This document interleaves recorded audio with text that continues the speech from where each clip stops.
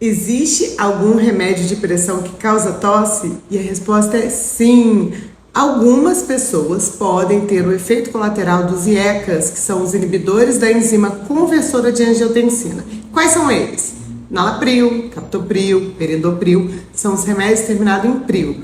Então, se você toma alguma medicação dessa e está com tosse, pode ser efeito colateral da medicação. Então, não pare de tomar o remédio, porque essa tosse é benigna, mas incomoda.